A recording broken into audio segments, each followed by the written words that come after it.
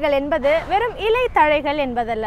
அவற்றின் பயன்பாடுகளை அறிந்து முறையாக பயன்படுத்தினால் பல ஆண்டுகள் நோய் இல்லாமல் வாழலாம் என்கிறார் டாக்டர் கௌதமன் அவர்கள். நிகழ்ச்சியில் அடுத்த பகுதியாக வரவிருப்பது பல்லாண்டு வாழ்ந்திட.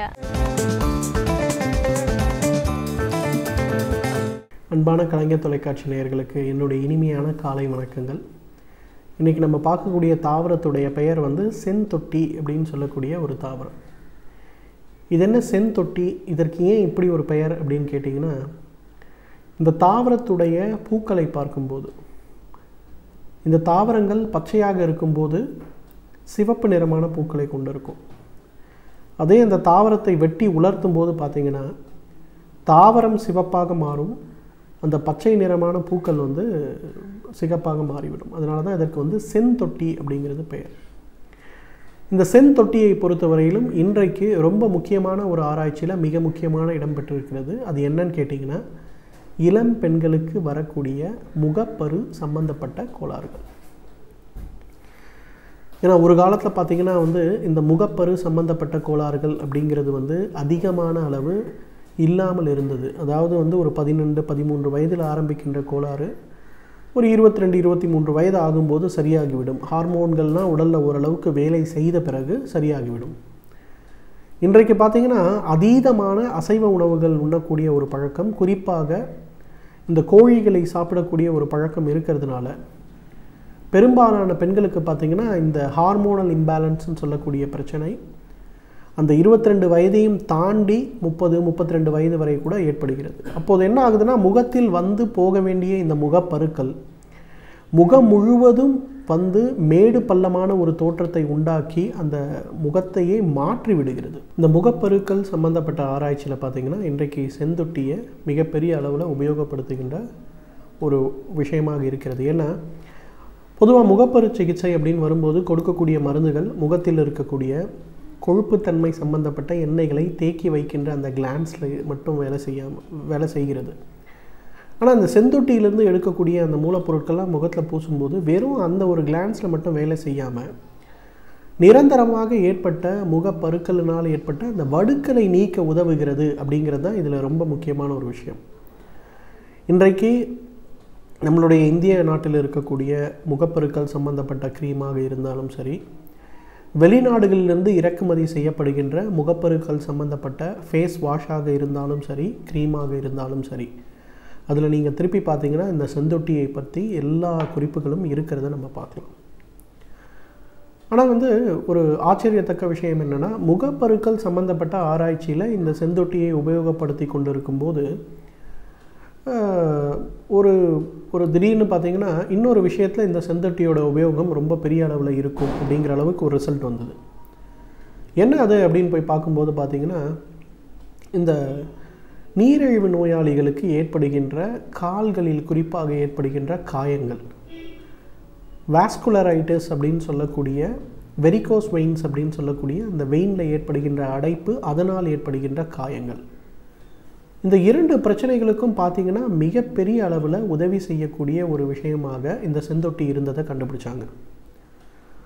அதன் பிறகு தான் அது சம்மந்தப்பட்ட ஆராய்ச்சி செய்யும்போது தான் அவங்களுக்கு என்ன தெரிய வந்ததுன்னா, செந்தொட்டியிலிருந்து எடுக்கக்கூடிய மூலப்பொருட்கள் கொழுப்பு சம்பந்தப்பட்ட பொருட்களில் கரைத்து அதை தோல் மேலில் பூசும்போது தோலுடைய ப்ரீத்திங் அதிகமாகுது அப்படின்னு கண்டுபிடிச்சாங்க. அதாவது உடல் உறுப்புகள் எவ்வாறு சுவாசிக்கின்றனவோ, உடலில் இருக்கின்ற ஒவ்வொரு திசுவும் சுவாசிக்கிறது. நம்ம சுவாசிக்கின்ற ஆக்சிஜன் உடலுக்குள் செல்லும்போது அது ஒவ்வொரு திசுக்களை போய் அடைகிறது.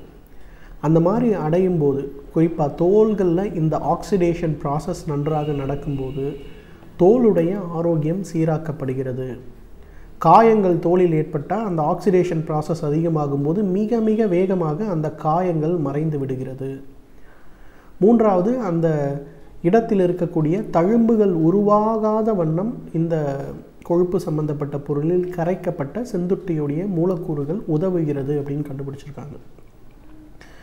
இன்றைக்கு ஒரு ஸ்டெப் மேலே போய் நம்மளுடைய இராணுவ சம்பந்தப்பட்ட ஒரு ஆராய்ச்சியில் கூட செந்தொட்டியிலிருந்து எடுக்கக்கூடிய மூலிகைகளில் உடலில் காயம் ஏற்படும் போது அந்த மூலக்கூறுகளை செலுத்தும் போது காயம் வேகமாக ஆறுவதற்கு ஒரு வாய்ப்பு இருக்குமா, அல்லது உதிரப்போக்கை தடை செய்வதற்கு ஒரு வாய்ப்பு இருக்குமா அப்படின்னு நிறைய ஆராய்ச்சிகள் இன்றைக்கு செய்து கொண்டிருக்கிறார்கள். ஒரு ஆரம்பகட்ட ஆராய்ச்சி என்ன சொல்கிறாங்கன்னா, நிச்சயமாக ஒரு வாய்ப்பு இருக்கிறது அப்படின்னு சொல்லியிருக்காங்க. இது சம்மந்தப்பட்ட இன்னும் நிறைய ஆராய்ச்சிகள் நடக்கிறது. இந்த ஆராய்ச்சிகள் வெற்றி பெறும் பட்சத்தில் பார்த்திங்கன்னா, செந்தொட்டியிலிருந்து எடுக்கக்கூடிய அந்த மூலக்கூறை அவசர காலத்தில் ஒரு காயம் ஏற்படுகிறது, ஒரு விபத்து ஏற்படும் போது அதை ஜஸ்ட் ஒரு ஸ்ப்ரே மாதிரி செய்தாலே அந்த இடத்தில் இருக்கக்கூடிய உதிரப்போக்கை கட்டுப்படுத்த முடியும் அப்படிங்கிற ஒரு நிலைமை வருவதற்கு வாய்ப்பு இருக்கிறது. ஆனால் பாரம்பரிய மருத்துவத்தில் பார்த்திங்கன்னா ரொம்ப அழகாக பல ஆயிரம் வருடங்களுக்கு முன்பே என்ன சொல்லியிருக்காங்கன்னா, செந்தொட்டியை பாலில் கலந்து அல்லது எண்ணெயுடன் சேர்த்து பதப்படுத்தி மட்டும்தான் உபயோகப்படுத்த வேண்டும் அப்படிங்கிற ஒரு குறிப்பை சொல்லியிருக்காங்க. பொதுவாக என்ன பண்ணுறாங்கன்னா, செந்தொட்டியுடைய முழு தாவரத்தை எடுத்து நன்றாக வெயிலில் உலர்த்தி தண்ணீர் 1 பங்கு, எண்ணெய் 1/4 பங்கு, செந்தொட்டியிலிருந்து எடுக்கக்கூடிய கஷாயம் 2 பங்கு, செந்தொட்டியை நன்றாக அரைத்து எடுக்கக்கூடிய கல்கம் 1 பங்கு அப்படிங்கிற மாதிரி இது எல்லாத்தையும் போட்டு கொதிக்க வைத்து பதப்படுத்தி எடுக்கக்கூடிய அந்த எண்ணெயை உடல் முழுவதும் தேய்த்து குளிக்கின்ற ஒரு வழக்கத்தை வைத்து கொண்டாலே உடலில் இருக்கக்கூடிய தோலில் இருக்கக்கூடிய அந்த தேவையற்ற மாசு மருக்கள் நீங்கப்பட்டு உடல் ஆரோக்கியம், தோல் ஆரோக்கியம் காப்பாற்றப்படுகிறது அப்படின்னு சொல்கிறாங்க. அதே போல் இதே செந்தொட்டியிலிருந்து எடுக்கக்கூடிய அந்த கஷாயத்தை உள்ளுக்கு சாப்பிடுகின்ற ஒரு வழக்கத்தை வைத்து கொண்டாலே லைஃப் ஸ்டைல் டிசீஸ்ன்னு சொல்லக்கூடிய நீரிழிவு நோய், உயர் இரத்த அழுத்தம், இதய நோய்கள், புற்றுநோய்கள், இதனால் தோலில் ஏற்படக்கூடிய மாற்றங்கள் மிக வேகமாக மறைந்து போவதையும் நம்ம பார்க்க முடியுங்கிறாங்க. எனவே நேயர்களே, இந்த செந்தொட்டியை பொறுத்தவரையிலும் இது இயற்கை நமக்கு கொடுத்திருக்கின்ற மிகச்சிறந்த அருமருந்துகளில் ஒன்று. இதை தகுந்த மருத்துவ ஆலோசனையின் பேரில் சரியான முறைப்படி மருந்தாகவோ அல்லது வெளிப்புற பூச்சாகவோ நம்ம பயன்படுத்தி வந்தாலே நம்மாலும் பல்லாண்டு காலம் இளமையுடனும் ஆரோக்கியத்துடனும் வாழ முடியும்.